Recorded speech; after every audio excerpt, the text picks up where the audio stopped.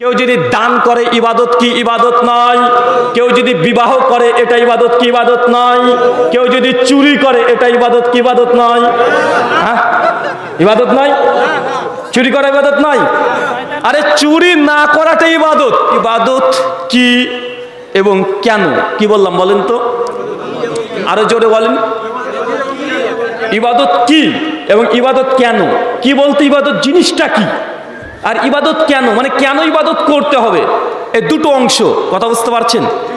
আল্লাহ সুবহানাহু ওয়া তাআলা গোটা সৃষ্টি জগৎকে রচনা করার পেছনে আল্লাহ সুবহানাহু ওয়া তাআলার উদ্দেশ্য আছে না নাই? আছে। গোটা সৃষ্টি জগৎকে রচনা করার মূল উদ্দেশ্য আল্লাহ সুবহানাহু ওয়া তাআলা আদম সন্তানকে যে পরীক্ষার জন্য আল্লাহ সৃষ্টি করেছেন, এর জন্যই যা দেখছেন সমস্ত কিছু সৃষ্টি করা হয়েছে। যেমন একটা স্কুলকে তৈরি করা হয়, মাধ্যমিক পরীক্ষার্থীর জন্য দেবেন একটা অ্যাডমিট কার্ড দেওয়া হয়, যেন ওটা শো করে মাধ্যমিক বোর্ডে যেন প্রবেশ করতে পারে। শিক্ষক থাকে, অনেক পেপারস থাকে, কোশ্চেন থাকে, গার্ড থাকে, ভাই থাকে কি থাকে না, সব কিছু ওই ছাত্রটাকে ঘিরে করা হয়। আল্লাহ সুবহানাহু ওয়া তাআলা যা দেখছেন সৃষ্টি জগৎ, সমস্ত কিছু রচনার মূল উদ্দেশ্য হচ্ছে এইটা, যে আল্লাহ সুবহানাহু ওয়া তাআলা আদম আলাইহিস সালাম তথা এই বানি আদমকে সৃষ্টি করার পরে আল্লাহ সুবহানাহু ওয়া তাআলার চিন্তা ছিল এটা, যে আল্লাহ মানুষ জাতিকে এবং জিন জাতিকে বলেন তো কেন সৃষ্টি করেছেন? কেন? সূরা জারিয়াত সূরা নম্বর 51 আয়াত নম্বর 56 আল্লাহ বলছেন, ওয়ামা খলাকতু জিন্না ওয়া ইনসা ইল্লা লিয়াবুদুন। অবশ্যই ওয়া মা হচ্ছে নাফিস সেগা, না বোধক। আল্লাহ হচ্ছে অবশ্যই মানুষকে আর জিনকে আমি আল্লাহ সৃষ্টি করতাম না। আল্লাহ বলছে সৃষ্টি করতাম না, মা নাফিস সেগা, যে আমি আল্লাহ মানুষকে সৃষ্টি করতাম না, জিনকে সৃষ্টি করতাম না। কেন করেছি? উত্তর আল্লাহ তারপরে দিচ্ছে, ইল্লা, শুধুমাত্র কেবলমাত্র এই জন্যই, লি আবুদুন, আমার ইবাদত করবে।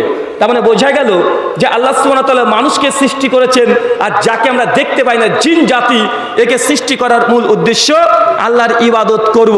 আলোচ্য বিষয় ইবাদত কি এবং কেন। আমরা বুঝতে পারলাম আমাদের সৃষ্টির উদ্দেশ্য আল্লাহর ইবাদত করা। এখন বলেন তো ইবাদত কাকে বলে?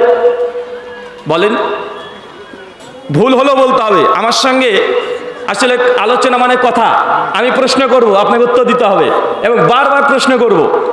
ভাই বলেন ইবাদত কাকে বলে? মাশাআল্লাহ। আর কেউ কিছু বলবেন?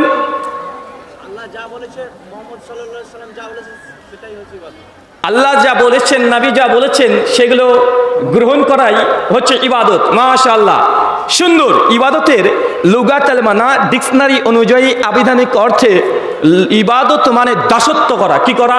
কথা বলেন। দাসত্ব করা। শাইখুল ইসলাম ইমাম ইবনে তাইমিয়া রাহিমাহুল্লাহ তার মিনাজুস সুন্নাহ বিন নববিয়্যা প্রথম খণ্ডের 18 পৃষ্ঠা বলছেন, ইবাদত দুটো জিনিসকে বলে। এক, আল্লাহ যা আদেশ করেছেন গ্রহণ করা ইবাদত। দুই, আল্লাহ যা নিষেধ করেছে ছেড়ে দেওয়া, বর্জন করা, এটাই ইবাদত। বুঝতে পারলাম না? ইবাদত মানে আল্লাহ যা আদেশ করেছেন আপনি গ্রহণ করে নেবেন, কোনো প্রশ্ন করা যাবে না। আল্লাহ বলেছেন করতে, আপনি করে নেবেন, এটা হচ্ছে ইবাদত। দুই, আল্লাহ কিছু জিনিসকে নিষেধ করেছেন, আল্লাহ সুবহানাহু ওয়া তাআলা কিছু জিনিসকে হারাম করেছেন, যেগুলোকে আপনি করবেন না, ত্যাগ করবেন, ছেড়ে দিবেন, এটাকে ইবাদত। তো ইবাদতের কটা অংশ পেলাম? দুইটা অংশ। কি কি? এক, গ্রহণ করা, দুই, বর্জন করা। আপনাকে বোঝার জন্য সুবিধা করে দিই, কয়েকটা উদাহরণ দিই। আল্লাহ সুবহানাহু ওয়া তাআলা পবিত্র কোরআনুল কারীমে একাধিক জায়গায় বলছেন, আকিমিস সালাহ, তোমরা নামাজ কায়েম করো। এখন কেউ যদি নামাজ পড়ে, এটা আল্লাহর ইবাদত কি ইবাদত নয়? কেউ যদি যাকাত দেয়, ইবাদত কি ইবাদত নয়? কেউ যদি হজ করে, ইবাদত কি ইবাদত নয়? কেউ যদি দান করে, ইবাদত কি ইবাদত নয়? কেউ যদি বিবাহ করে, এটা ইবাদত কি ইবাদত নয়? কেউ যদি চুরি করে, এটা ইবাদত কি ইবাদত নয়? হ্যাঁ, ইবাদত নয়? চুরি করা ইবাদত নয়? আরে চুরি না করাটা ইবাদত। বুঝতে পারলেন না? চুরি না করা ইবাদত, সুদ না খাওয়া ইবাদত, ঘুষ না খাওয়া ইবাদত, প্রতারণা করা না করাটা ইবাদত। কেন? আল্লাহ এগুলোকে নিষেধ করেছেন। নামাজ পড়া যেমন ইবাদত, ঘুষকে ত্যাগ করা ইবাদত, সুদকে ত্যাগ করে দেওয়া ইবাদত। আপনি খুব ভালোভাবে জানেন যে আপনার এলাকাতে বন্ধন লোন আছে। আছে নাকি বন্ধন? কার কার বাড়িতে বন্ধন আছে? একটু হাত তোলেন তো, আল্লাহর অলিগুলোকে একটু দেখে যাই। হ্যাঁ, কার বাড়িতে নাই? 80% বেরিয়ে যাবে। মাশাআল্লাহ, শব্দ আল্লাহর ওলি এক একটা। নামাজ পড়া যেমন ইবাদত, সুদকে ত্যাগ করে দেওয়া, সুদকে বর্জন করে দেওয়া ইবাদত। আজকের এই আলোচনা শোনার পরেই যদি আপনি মনে করেন যে না সুদ খাওয়া তো ইবাদত, সুদকে পরিত্যাগ করাটা ইবাদত, সুদকে ছেড়ে দেওয়া এটা আল্লাহ সুবহানাহু ওয়া তাআলা অনেক বড় ইবাদত, আপনি এবারে বুঝতে পারবেন। ধরেন আপনার একটা বিজনেস আছে, ব্যবসা আছে, এই ব্যবসাতে আপনি ইনভেস্ট করবেন, টাকা পয়সা নাই। এখন আপনি মনে করছেন যে না আপনার মেয়েকে আর বউকে বন্ধক রেখে বন্ধন লোনের মাধ্যমে কিছু টাকা পাওয়া যায়। এই লোনটার নাম কি? বউ বন্ধক। পুরুষ মানুষকে দেয় ভাই বন্ধন লোন? পুরুষ মানুষকে দেয়? আপনি যদি বন্ধন অফিসে যদি দিন রাত 24 ঘন্টা বসে থাকেন, আপনাকে দেবে? যতক্ষণ বউটাকে বন্দুক না দিচ্ছেন ততক্ষণ লোন দেবে না। তার মানে আপনি বুঝতে পারছেন যে আপনার কোয়ালিটি কি পর্যায়ের, যে বউকে বন্ধক রেখে আপনি লোন নিচ্ছেন। এখন আপনি যদি বলেন ইন্নী আখাফুল্লাহ, নিশ্চয়ই আমি আমার রব আল্লাহকে ভয় করি, এই কথা বলে আজকে যদি তওবা করে যা বন্ধনের বকেয়া টাকা আছে সব শোধ করে দেন, পরিশোধ করে দেন, আর আপনি এই কথা বলে উঠবেন ইন্নী আখাফুল্লাহ, নিশ্চয়ই আমি আমার রব আল্লাহকে ভয় করি, আল্লাহ আজকের পর থেকে আমি বন্ধন লোন নয়, কোনো রকমের সুদের সঙ্গে যুক্ত হব না, আল্লাহ তোমাকে আমি ভয় করি, এই কথা বলেই যদি আজকে উঠতে পারেন, ভাই বলেন তো এটা ইবাদত কি ইবাদত নয়? নামাজ পড়া যতটা কঠিন, তার চাইতে ভয়ঙ্কর কঠিন হচ্ছে যারা বিড়িখোর, বিড়ি খায়, এই বিড়িটাকে ছেড়ে দেওয়া। কথা বুঝতে পারলেন না ভাইজান? আচ্ছা বিড়ি কারা কারা খান একটু হাত তোলেন।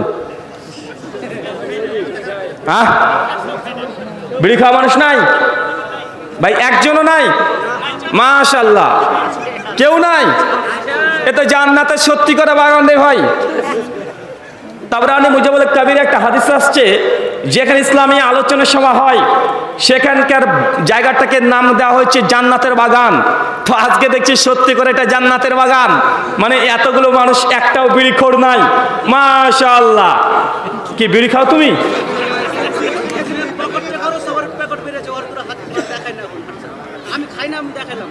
ও তুমি খাই না তার জন্য হাত দেখিয়েছো? আচ্ছা আপনাদের এই মালদা জেলাতে বিখ্যাত জিনিস কি? আম, তাই তো? মালদাতে কি বিখ্যাত? দিনাজপুরে ধান, তাই তো? আর আমাদের মুর্শিদাবাদের গুড়, খেজুরের গুড়। মানে এক একটা জেলাতে এক একটা জিনিস বিখ্যাত। তো আপনাদের এই মাজলিসে যারা আছেন, কারা কারা আম খেতে পছন্দ করেন, ভালোবাসেন, একটু হাত তোলেন তো। 2 হাত তোলেন। মাশাআল্লাহ, দেখেন অনেকে আছে। চাচা দেখেন, যখন বললাম বিড়ি কারা কারা খান, একজন হাত তুলেনি। যেন আম কারা খান, সব আমরা হাত তুলছি। মানে আপনার হাত না তোলাটাই প্রমাণ করে বিড়ি খাবার এটা একটা হারাম খাদ্য। এটার জন্য দলিলের প্রয়োজন হয় না, এটার জন্য স্বতন্ত্র আলাদাভাবে কোরআন মাজিদ থেকে, হাদিস থেকে দলিলকে ঘেটে ঘেটে বের করে অনেক আলোচনা করা হয়েছে। আপনি আজকে হাত তুলছেন না, লজ্জাবোধ করছেন, তোমার রব আল্লাহকে তুমি লজ্জাবোধ করো, আল্লাহকে তুমি ভয় করো। যারা আজকে বিড়ি পান করছেন, সিগারেট খাচ্ছেন, জর্দা খাচ্ছেন, এটাকে পরিত্যাগ করে দেন। এটা হচ্ছে আল্লাহর জন্য হয়ে যাবে আপনার ইবাদত। কেন? হারামকে বর্জন করা এটাও ইবাদত। আল্লাহ সুবহানাহু ওয়া তাআলা তুমি আমাদেরকে এই কথাটা বোঝার তৌফিক দান করো। সকলে পড়ি আল্লাহুম্মা আমিন। সম্মানিত সুধী, তাই মানে আমরা বুঝতে পারলাম ইবাদতের সংজ্ঞা, আল্লাহ যা গ্রহণ করতে বলেছে গ্রহণ করা ইবাদত। 2, আল্লাহ যা হারাম করেছে ত্যাগ করে দেওয়া, এটাও ইবাদত।